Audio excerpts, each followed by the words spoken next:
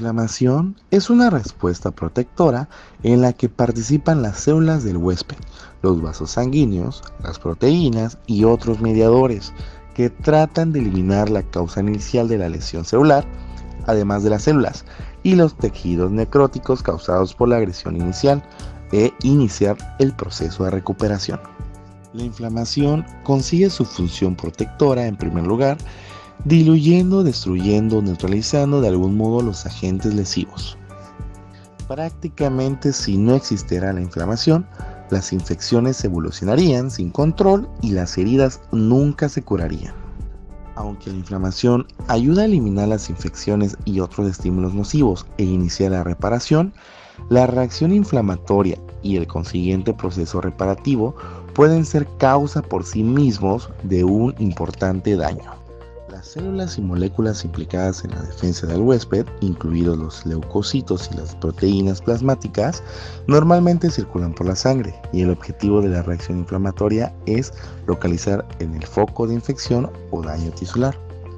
Entonces, podemos concluir que la inflamación es una respuesta defensiva del huésped ante invasores extraños y tejidos necróticos, aunque por sí misma también puede ser capaz de ocasionar lesiones tisulares. Los principales componentes de la inflamación son una reacción vascular y una respuesta celular. Ambas se activan gracias a mediadores derivados de proteínas plasmáticas y diversas células. Los pasos de la respuesta inflamatoria se pueden recordar como las 5 Rs, las cuales son reconocimiento del agente lesivo, reclutamiento de los leucocitos, retirada del agente, regulación de la respuesta y resolución. La evolución de la inflamación aguda puede ser eliminación del estímulo nocivo, seguida de una reducción de la reacción y reparación del tejido. La inflamación aguda es la primera y rápida respuesta hacia las infecciones. Es la respuesta inicial. Esta se caracteriza por cambios vasculares y acontecimientos celulares. Para que ésta se lleve a cabo, necesitamos que algo ataque a nuestro organismo. Necesitamos tener algo a que responder. Entonces, estos podrían ser las infecciones, cuerpos extraños, traumatismos físicos como las quemaduras, congelación, reacciones inmunitarias también, entre otros. Cuando existe la presencia de microbios y células muertas, estas inducen señales para que el cuerpo responda. Esta respuesta del organismo está dada por fagocitos y células dendríticas. Estas expresan receptores de reconocimiento de patrones y patrones moleculares asociados a patógenos. Uno de los más conocidos es los receptores tipo TOL y también los tipo NOT. Los TLR están localizados en la membrana plasmática y se encargan de reconocer a los microbios extracelulares. Pero para que el factor de transcripción sea activado, se necesita la presencia de virus, bacterias u otros patógenos. Entre los cambios vasculares encontraremos el cambio del calibre y del flujo vascular también. Estos cambios comenzarán después de la infección, aunque estos pueden evolucionar en rapidez según el grado de estimulación inflamatorio, es decir, si esta se vuelve más grave o disminuye su gravedad. Y entre ellos encontraremos a la vasodilatación, en donde se acumularán leucocitos en la zona dañada, la marginación, en donde estos leucocitos se van a acumular pero en la superficie, y también el estasis, que es la acumulación de eritrocitos. También aumentará la permeabilidad. Y entre los acontecimientos celulares vamos a encontrar la reclutación de los leucocitos, su activación. Entonces, la activación leucocítica consigue amplificar funciones y estas van a ser fagocitosis de las partículas, destrucción intracelular de los microbios y las células muertas, liberación de sustancias que destruyen los microbios extracelulares y los tejidos muertos y asimismo la producción de mediadores. Activación leucocítica. Una vez que los leucocitos han sido reclutados al foco de infección o necrosis tisular, deben ser activados para que realicen sus funciones. Para su activación se encuentran microbios, productos de las células necróticas y varios mediadores. Como se ha mencionado antes, los leucocitos emplean diversos receptores para percibir la presencia de microbios, células muertas y las sustancias extrañas. La unión de estos receptores celulares induce una serie de respuestas en los leucocitos que forman parte de las funciones defensivas normales y se agrupan dentro del término activación leucocítica. Reclutamiento de leucocitos. Los leucocitos normalmente fluyen con rapidez por la sangre y en la inflamación es preciso que se detengan y lleguen al lugar donde se encuentra el agente lesivo o el foco de daño tisular, que típicamente se encuentran localizados fuera de los vasos. La secuencia de acontecimientos durante el reclutamiento de los leucocitos desde la luz vascular al espacio extravascular incluyen marginación y rodamiento a lo largo de la pared vascular, adhesión firme al endotelio, transmigración entre las células endoteliales y migración hacia los tejidos intersticiales en la dirección del estímulo quimiotáctico.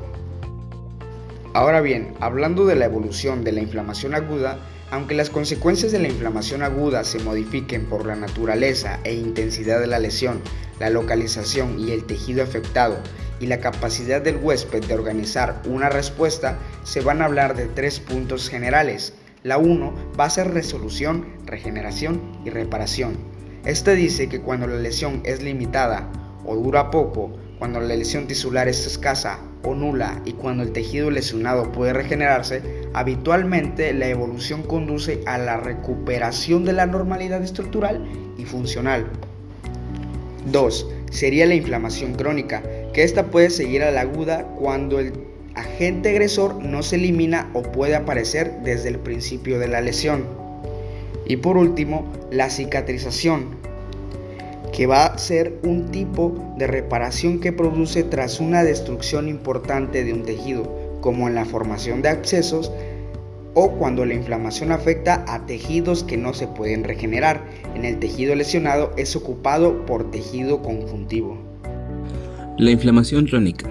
La inflamación crónica es una respuesta de duración prolongada, la cual puede tardar por semanas o incluso meses para desaparecer.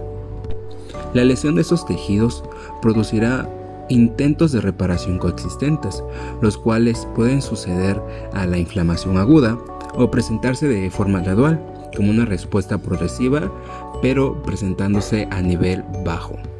Las causas de esta inflamación puede verse por infecciones persistentes, enfermedades por hipersensibilidad e incluso por una exposición prolongada a agentes potencialmente tóxicos. Estos pueden ser exógenos o endógenos. Para este tipo de inflamación vamos a tener células mediadoras de la inflamación crónica, entre los cuales vamos a tener los macrófagos, linfocitos T y B, eosinófilos, mastocitos y neutrófilos.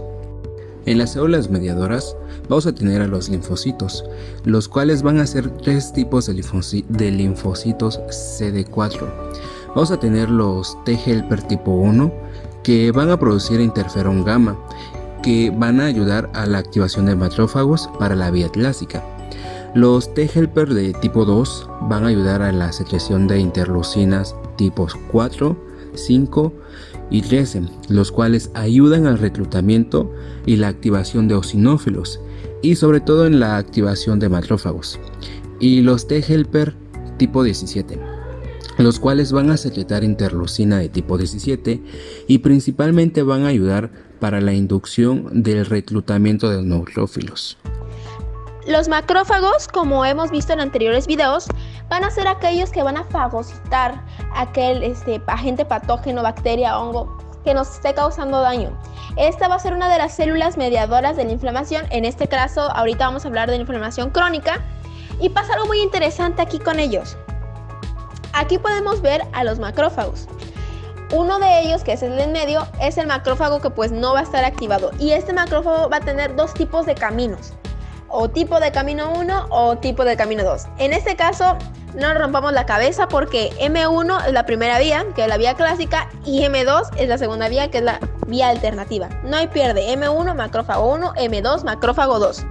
Aquí el M1 va a ser activado por los microbios y el interferón gamma, que a su vez estos por enzimas lisosómicas van a dar acciones microbicidas. ¿A qué se refiere esto? Con la fagocitosis va a activar, por así decirlo, a un macrófago destructivo que va a comerse a todos esas bacterias, patógenos, parásitos que nos puedan hacer daño, dándoles obviamente una muerte eficaz. También van a haber interleucinas, va a ser la 1, la interleucina 12 y la interleucina 23, y al conjunto también de quimiosinas. Pero bueno, aquí ¿qué va a pasar?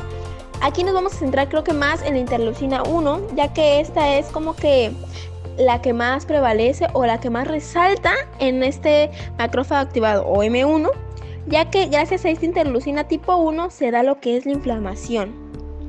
Esta respuesta, por así decirlo, va a dar una respuesta a lo que está pasando en ese momento para que se pueda activar la inflamación. Es algo muy curioso y lo iremos viendo más adelante. Ok, ahora vamos a otro tipo de camino que toma nuestro macrófago. Este va a ser la M2 y va a ser por la vía alternativa. En la M1 vimos que tomaba un camino como que muy destructivo. Bueno, en este es un camino más pacífico, como que quiere arreglar las cosas, por así decirlo. Y bueno, más que nada, esta vía se da por el aumento de la interleucina 13 y la interleucina 14. Y lo que vamos a hacer aquí es algo muy curioso, ya que esto va a dar lo que es, en este caso, como podemos ver acá, factor de crecimiento o TGF, beta. Y bueno, aquí se va a dar lo que es la reparación de tejidos. Estos macrófagos van a querer como reparar. Pero ¿qué pasa aquí? Algo muy curioso. En la época del COVID hubo mucho daño del tejido pulmonar. Y este macrófago M2 se activó y empezó a reparar el tejido. Pero ¿qué es lo que pasó? Una fibrosis pulmonar, ya que de tanto que repara, va como por así sobreponiendo y ya va haciendo un tipo, ¿cómo les explico? Como si yo reparara, una pared y le pongo cemento tras cemento tras cemento. Ya lo reparé, pero le sigo poniendo y se hace como una bola de cemento donde pues queda todo acumulado. Bueno, algo así es la fibrosis, para que nos podamos entender. Y bueno, más que nada la fibrosis es como una cicatrización, ¿no? Pero exagerada, es como algo exagerado. Bueno, gracias a la interleucina 10 se activan los efectos antiinflamatorios. Esto quiere decir que como ya repararon y hicieron todo, pues va a dejar de estar inflamado, ¿no? Porque recordemos que nuestra respuesta inflamatoria se da por efectos que causan ciertos patógenos o ciertos factores que nos pueden causar daño, ¿no? Ahora vamos con la tormenta de citocinas. Para empezar, ¿qué son las citocinas? Bueno, son pequeñas proteínas que son cruciales para controlar el crecimiento y la actividad de las otras células del sistema inmunitario y las células sanguíneas. Bueno, más que nada cuando se liberan, ellas envían una señal al sistema inmunitario para que cumplan con su función todos. Muy bien, ahora viéndolo así, vamos a empezar a ver qué es la lluvia de citocinas. En sí, esta es una respuesta inmunitaria grave por la que el cuerpo libera muy rápido demasiadas citocinas en la sangre. Más que nada esto pueden ser, las citocinas más que nada son aquellas que nos van a dar, como por así decirlo, esa señal, le van a dar esa señal a las demás células para que actúen. Estas pueden ser las interleucina 1, interleucina 2, etc. Las citocinas cumplen una función importante en las respuestas inmunitarias normales, pero son dañinas cuando el cuerpo produce de una vez cantidades grandísimas. Esto se observó y se profundizó más en la pandemia. Creo que todo el mundo ha escuchado que las personas de COVID morían o tenían mayor mortalidad, ¿no? Y esto era más que nada por la reacción inmunitaria exagerada. En sí, el virus que entraba era demasiado, producía mucho. Ahora vamos a hablar sobre la formación de la cicatriz. Cuando la lesión del tejido es extensa o crónica y da lugar a una lesión de la célula parenquimatosa y del epitelio, además del tejido conjuntivo o cuando se lesionan células que no se dividen, la reparación no se puede conseguir exclusivamente mediante regeneración. En estas condiciones, la reparación se produce por situaciones de las células no regeneradas por tejidos conjuntivos, con la consiguiente formación de una cicatriz, o bien mediante la combinación de regeneración de algunas células y formación de cicatrices. Ahora bien, en los tipos de reparación de los tejidos, vemos lo que es la regeneración por proliferación y depósito de tejido conectivo. Pasos de la cicatrización, vemos como en primer lugar la formación de nuevos vasos sanguíneos, después migración y proliferación de fibroblastos y maduración y reorganización del tejido fibroso, lo que da lugar al proceso de lesión tisular, inflamación, la formación de tejido de granulación y la formación de cicatriz. Si bien tanto células T como las células B usan moléculas de superficies para reconocer antígeno, logran esto de maneras muy diferentes. En contraste con anticuerpos o receptores de células T, suelen reconocer fragmentos de antígeno que están posicionados sobre la superficie de otras células. Estos fragmentos de antígeno son mantenidos dentro del surco de unión de una proteína de superficie celular llamada molécula de complejo de mayor histocompatibilidad, con sus siglas en inglés MHC. Codifica por una agrupación de genes denominados en conjunto el locus de mayor histocompatibilidad. Hay dos clases principales de moléculas de complejo mayor de histocompatibilidad, clase 1 y clase 2. Estas dos moléculas son muy similares en su estructura cuaternaria final y aunque difieren en la manera en que crean estas formas por medio de principalmente de ordenamientos de proteína cuaternarios. Las moléculas del complejo mayor de histocompatibilidad clase 1 y clase 2 también difieren en términos de los cuales las células las expresan y en la fuente de los antígenos que presentan las células T. Las moléculas clase 1 están presentes en todas las células nucleadas del cuerpo y se especializan a presentar antígenos que se originan a partir del citosol, como proteínas virales. Estas son presentadas a células T CD8 que reconocen y matan células que expresan esos antígenos intracelulares. En contraste, las moléculas del complejo de mayor de histocompatibilidad clase 2 son expresadas casi de manera exclusiva sobre un subgrupo de leucocitos llamados células presentadoras de antígeno, con sus siglas en inglés APC, y se especializan a presentar antígenos que provienen de espacios extracelulares que han sido fagocitados por células como hongos y bacterias extracelulares. Una vez expresada sobre la superficie celular, la molécula del complejo de mayor histocompatibilidad clase 2 presenta el péptido antigénico a las células T CD4.